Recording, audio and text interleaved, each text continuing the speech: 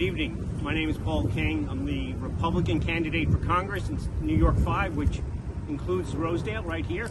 I'm also a member of Queens Community Board 14, which voted overwhelmingly to reject City of Yes housing opportunity. Now let's face it, more than any other place in America, Queens, New York represents the American dream.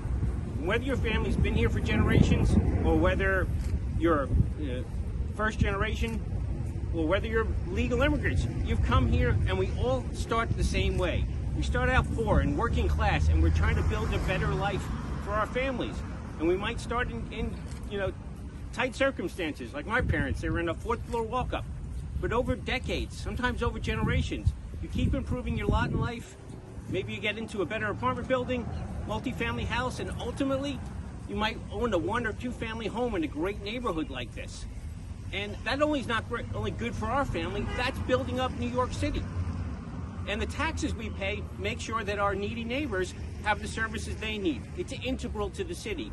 Yet arrogant activists like the New York Daily News, their editorial board, say there's no place for us here anymore. They want us to move to the suburbs and raise great communities like Rosedale. And the dystopian result of their City of Yes vision will be more lovely towers in Manhattan, downtown Brooklyn, where rich people can live in glass towers 3 months a year, and the rest of us living a lesser life. It'll break Brooklyn and Queens down into a bunch of 15-minute cities that are overcrowded and unhappy. It'll be the ruination of New York City. Now, the Department of City Planning says that's not going to happen. It's only a little more housing in every neighborhood. It's not that big a deal. Well, reality paints a different picture. My wife and I have owned our home for 11 years. For the first 10 years, I had maybe 2 unsolicited calls saying, hey, you want to sell your house?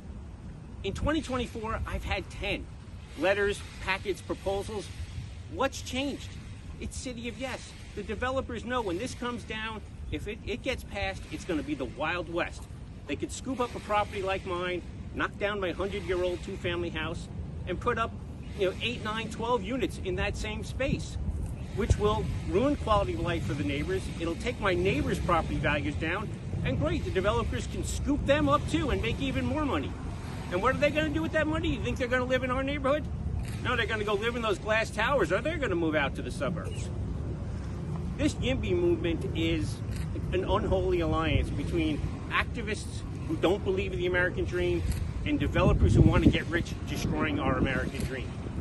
That's why community boards like mine, CB14, and community boards throughout this city are rejecting City of Yes. It should be City of No.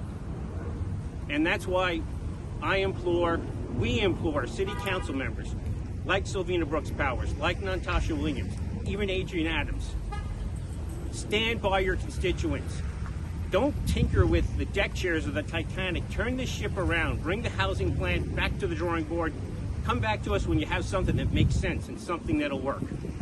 Because if these elected representatives choose to stand with the developers, it'll spell doom for the American dream in Queens and New York City.